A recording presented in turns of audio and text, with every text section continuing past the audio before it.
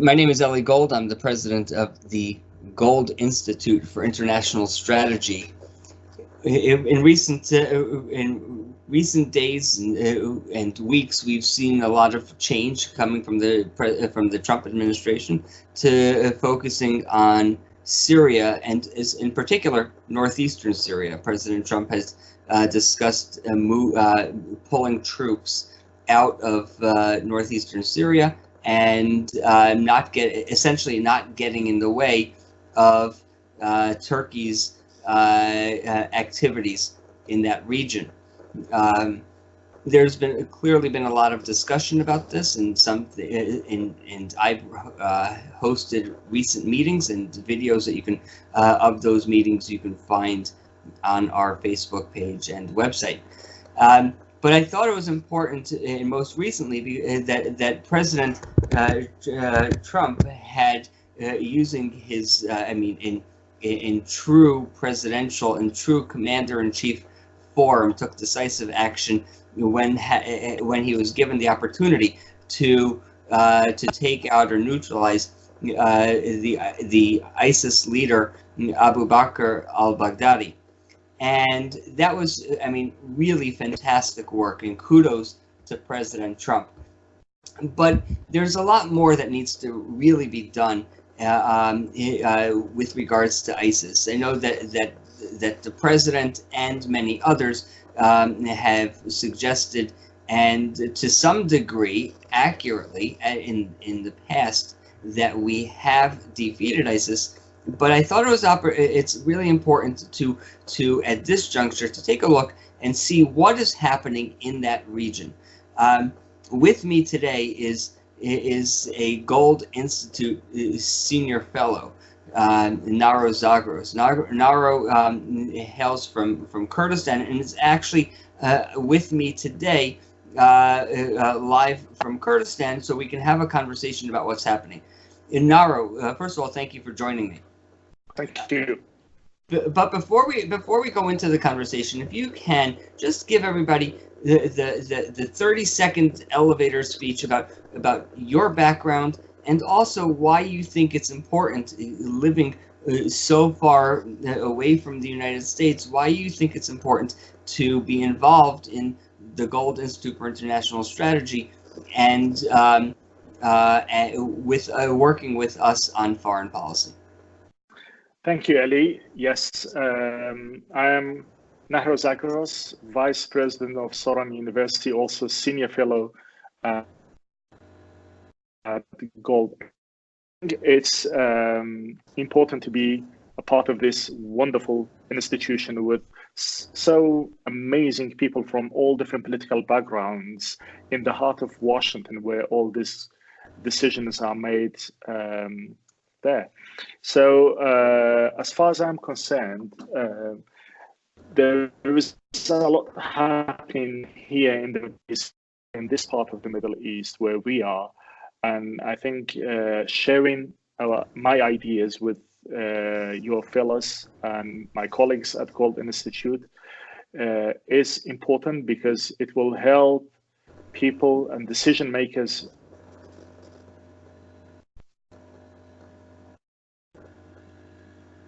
in what's actually going on in reality on the ground here in this region. That's why I think I am humbled and pleased to be a part of Gold Institute, and I think together we are going to make a huge change. Thank you, and I feel the same way. This is truly our honor to have you with us. So it was back, I believe it was in December, President Trump had initially made a statement that that since we defeated ISIS, it's time to pull our troops out of Syria. Something that he essentially, in big part, moved away from. Then most recently, essentially without warning, had gone back on what he had gone back on and decided that it's time to remove our troops from that region of Syria to other parts. And And in his statement, he said something along the lines that the United States is not going to interfere with Turkish President Erdogan's activities or engagements on the border. I know that there were certain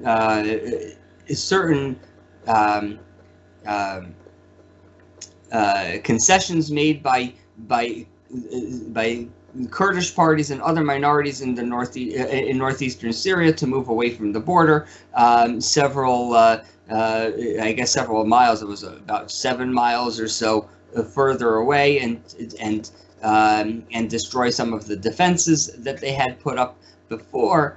And then most recently, and as I said in my intro, most recently, President Trump, in true presidential form, took decisive action and killed the ISIS leader.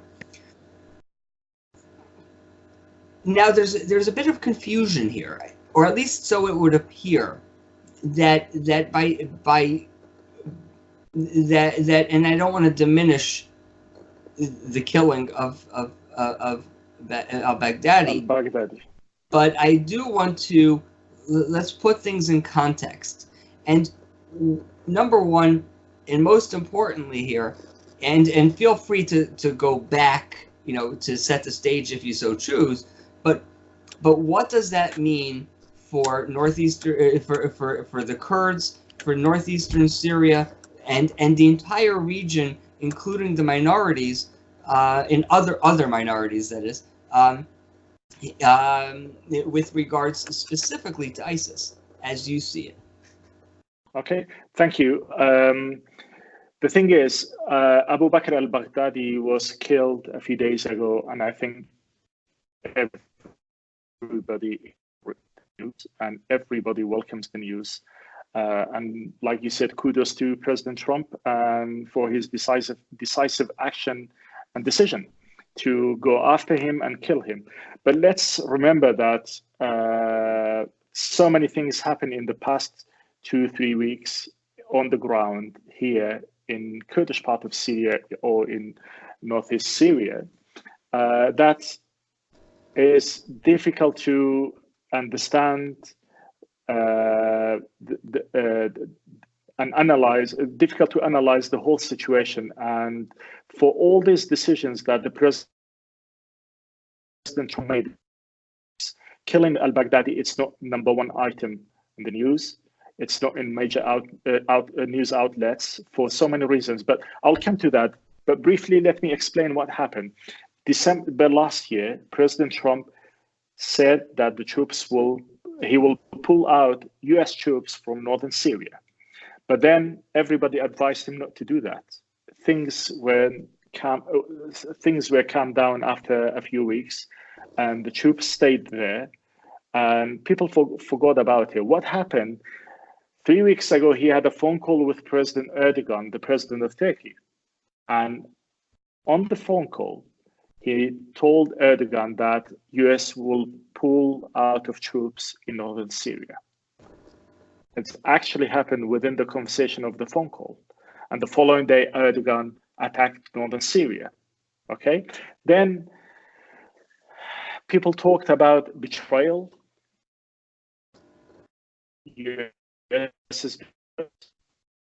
We're fighting ISIS on behalf of the world. Kurdish fighters, men and women in Syria, lost 11,000 souls to protect the world and contained ISIS and eventually defeated ISIS. Defeated ISIS with the help of America, it's true. And without American help, the ISIS fighters were not going to be defeated easily. But nevertheless, ISIS was defeated, and we celebrated victory in the end.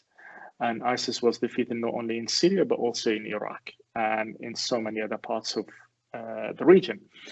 The president's decision was a bad decision for people on the ground who are fighting ISIS, for people who supported America against all the political forces in the region. They truly supported America, abandoned all these forces on the region because they thought America will stay in the region and will support them.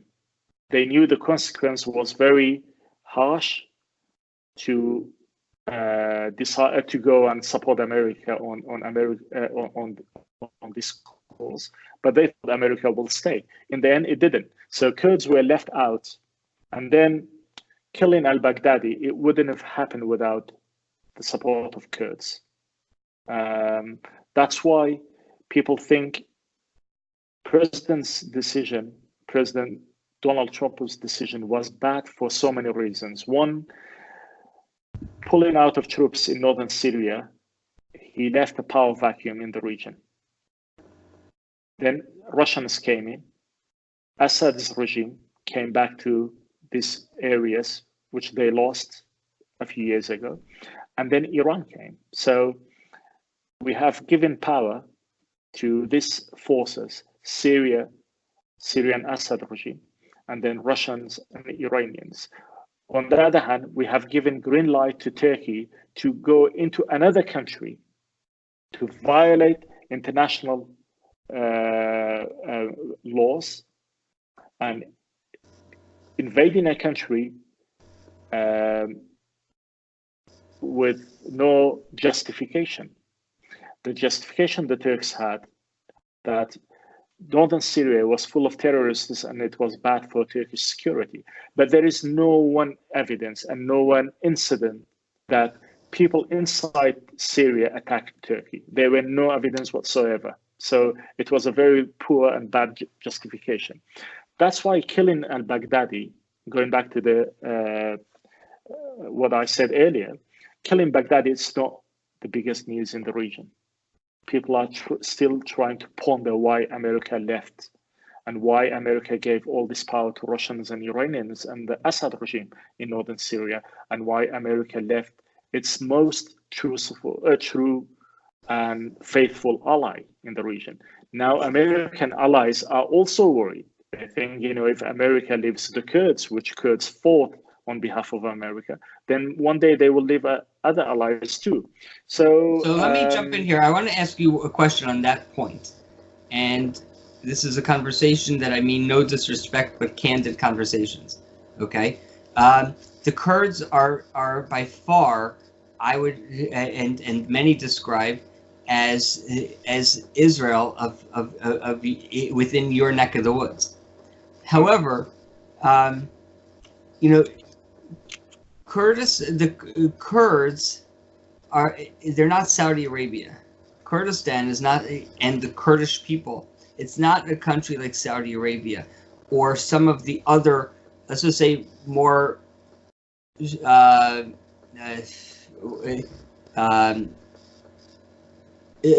more solid countries on more solid footing. Let's put it that way. Of course, right? Yeah. What is it in particular that all of a sudden, what seems to be all of a sudden, everybody is comparing themselves to the Kurds? This isn't the first time that the United States left the Kurds behind. I mean, we've been doing it for years, sadly. Why all of a sudden is Saudi Arabia, is Egypt, is Israel, and the list goes on, why all of a sudden are people, our allies, saying, what is it, and can we still trust this guy? What has changed? One is that people see the president as very unpredictable. This is one thing. Two, on the one hand, it appears that we are fighting extremism in the region, and we are fighting Iranian extremism and Iranian proxies. On the other hand, we are giving them more leverage on political matters and also on the ground. By withdrawing troops from northern Syria, we are only making Iranians more powerful and Russians more powerful, who are also enemies of the United States. So what's the logic behind that? Plus, you are leaving the people who really helped the United States in a very desperate and destitute situation. That's the thing, and people are questioning the friendship with the United States. And also that's why, going back to the main question of al-Baghdadi's killing, that's why people are not talking about al-Baghdadi. People are still shocked about the decision withdrawn from Syria. Killing Baghdadi, it's not the same as killing Osama bin Laden. When Osama bin Laden was killed a few years ago, all over the world, it was #1 item in every major news outlets in the region, in Europe, in America, everywhere in the world. But now, look, not only in northern Syria, not only in Iraq, but also in the whole of the Middle East, killing al-Baghdadi is not #1 item. Baghdadi's forces, ISIS forces, were defeated. We celebrated victory a few years ago. They were all contained in a few different pockets in the region, and namely in Syria. Baghdadi was going to be caught anyway. Baghdadi is gone, and the whole organization is dismantled. But the main question also we are asking, do we have a plan? Do we have a strategy in place to defeat the ideology? It appears no. We don't have a plan in place to defeat the ideology. We know the ideology exists in the region, in Iraq, in Syria, in Saudi Arabia, in Yemen, in Egypt, in all these places. And in like the mistakes we've done in Afghanistan while defeating Taliban, we never thought about the ideology. Then Al-Qaeda came. We killed the head of Al-Qaeda. Then we didn't take the ideology seriously. Then ISIS came. And now we are asking the same question. Do we have a plan in place to defeat the ideology? It appears we don't have a plan to defeat the ideology. All of this is it's like, putting all these worries together, equaling the killing of al-Baghdadi. It's nothing. It doesn't. At the same time, it's not like people are saying killing him or leaving him alive. It's the same. It's not the same. Killing him is better, but we have more worries to deal with right now. So the question is now that we know that, and I put no in quotes, right? Now that we know that we can't rely on President Trump, okay? Which, by the way, I would like to think that we can rely on President Trump. But let's go under that assumption that our allies in the region have, that we can't. Is there anyone else that has thought about a strategy for dealing with ISIS? Has Kurdistan said, we were the ones that defeated ISIS until now, obviously with your generous help. So here is our plan to defeat the ideology moving forward. Now, President Trump, come, let's go fix this problem. Let's go solve the problem. Or is it not the case, and we just, we're now looking to the United States to solve the problem? I mean, in reality, while now is not the time and place, an institution like the Gold Institute for International Strategy, where we focus not so much on the policy, because the policy here would be defeat ISIS, but as an institution, we focus on creating the blueprint with which to do that. And of course, you and I have been over the past few years and are going to continue working to create that blueprint along with some of our other colleagues at the Institute. But is there anyone in your region, which is most directly impacted, that says, here is our strategy, help us? Is that the case, or is this something that we're just so brand new that we've never thought about, and now all of a sudden we have to think about? Yes, I think we have people, we have ideology, we have plans in place, we have strategies. But people look at the United States as the leadership of the world. People see the president of the United States, it doesn't matter who is the president, as the true leader. And they see him to show his true leadership skills in dealing with matters. And nowadays in the Middle East, still people think that without the help of the United States, we cannot put right things into right places. And that's why true American leadership is needed in the region. But leaving the area with leaving making a big mess, it's something that we still can't comprehend and still can't see the logic. Whether the United States listening to the right people in the region to put things into right order, I doubt that, because we have this case in northern Syria. We've created a region with the support of America, protected in northern Syria, where everybody, the Kurds, Arabs, live together. We had different ethnic minorities lived there. Besides the Kurds and Arabs, we had Assyrians and Chaldeans. We had the Yazidi religious group. We had the Christian religious group living all together peacefully. But now people are fleeing.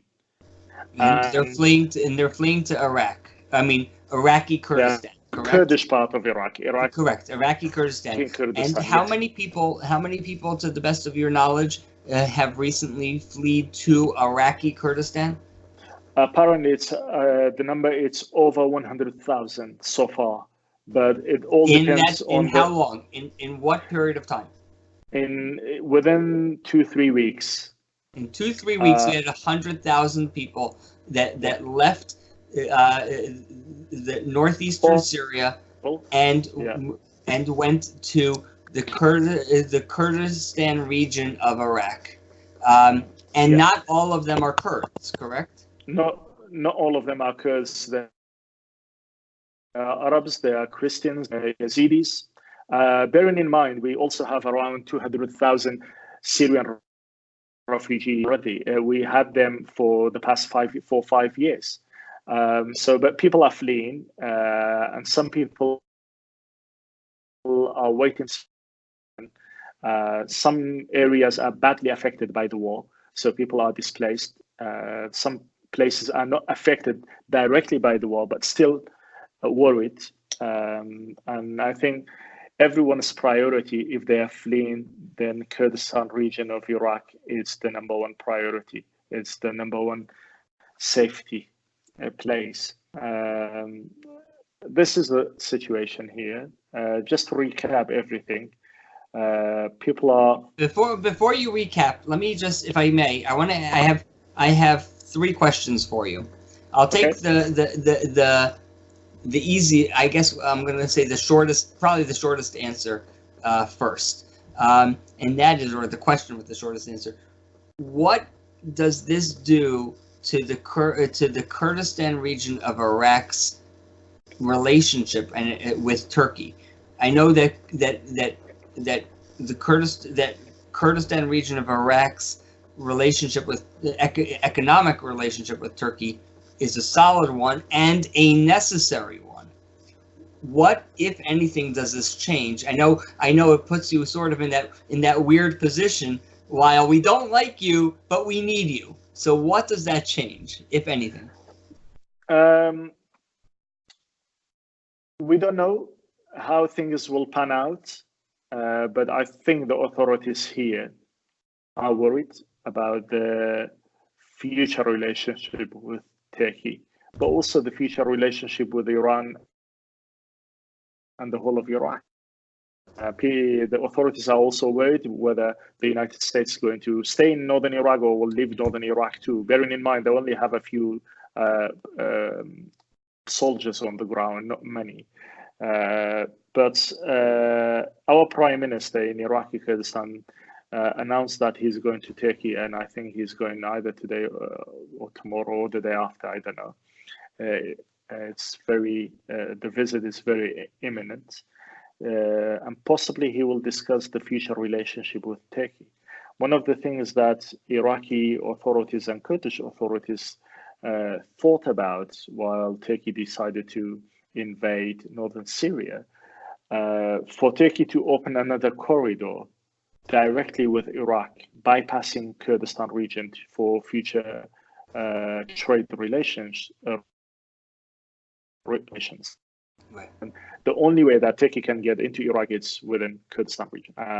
But this is maybe it's not going to happen now. The Syrian forces and the Russian forces are in the region. Maybe this is not going to happen. So if that happened, then the future relationship, economic relationship with Turkey would have been affected possibly very badly. But I think now it looks like, you know, this trade relationship with Turkey will go on as before. Okay. I have two more questions for you, and then after these two questions, if you would then just give us a wrap up of your thoughts on these topics. But I certainly want to keep these questions separate from each other. If you were in front of President Trump right now, as you or your prime minister comes and has a meeting, a bilateral meeting with President Trump himself, what do you believe are the necessary requests, from President Trump, and what you would hope to see? To see, I suspect it's not as simple as let's just put troops back in northeastern Syria. I think that there's a lot of cleanup that needs to be done. So what you're in front of President Trump or your leadership is, what do you want from him? I think if I have the opportunity to be with the president right now, I would say I'll convey this message to everybody's heart and mind in the region. We need America to show true leadership. There is a mess here. Without American help, it cannot be solved. And American help is important for two ways. One, it's to put good things into good places and good order. Second, to defeat extremism. We need American leadership to tackle Iran. We need American leadership to defeat ISIS and extremism ideology. Without American help, cannot happen. Without American help, the region will be more chaos. Will see more chaotic scenes. It will be more chaotic, and the world cannot be a better place if these extremists come to power again. So, throughout history, since the Second World War, people have seen America as the true leader of the world, the champion for democracy, for good cause, and for better life. Now, Americans are not showing any leadership here. So we want America to take this role and to be true leader. This is what I'm going to say. Plus, the other thing that I'm going to say to President is that leaving allies by extremism factions and forces is bad. You are setting a very bad precedent for the future of the United States in the region, for all your allies in the region. You cannot find a better ally in the whole of Middle East than the Kurds. They've been very true. They've sacrificed a lot to protect what we think it's our cause, Kurdish cause and American cause. And also, we fought on behalf of the humanity. Leaving them behind, you are setting a very bad precedent. Okay. And the final question is, can you tell me, or tell us, people who are going to be watching this, what clearly is, President Trump has transferred some of the responsibility in the region. Others will say a majority of the responsibility in the region to Russia, where we would then play a supporting role. Can you clearly define what the problem is with Russia taking such a leadership position, not from the U.S. perspective, but from the regional perspective, our allies within the region? Russian experience here is very new. and I think they lack experience. They don't have history like the Europeans in the region or the United States in the region. Plus, Russia is supporting Assad. Russia is supporting Iran. Russia is supporting Iranian proxies in the region, where Iranian proxies in Syria and in the region are moving freely within the boundaries where Russians are present. So this is bad because we are giving more leverage to the #1 enemies of the United States, and we are giving leverage to the despotic regimes such as Assad's regime in the region. That's why we think, from here to recap, there's lots of questions with no answers, leaving Kurds behind, leaving Kurds in this destitute position, withdrawing troops to give more power to Russians and Assad's regime and Iranians, giving Erdogan the green light to invade another country. All of these questions are still, left with no answers and with no justification and no logic behind the strategy. We want to hear the answers. We want to see if there is a logic that we don't understand. We need to hear it so that we can plan ahead. That's why also the great news of killing Baghdadi is not something that will move away our worries that we have at the moment. There is a power vacuum here, and there is no true leadership.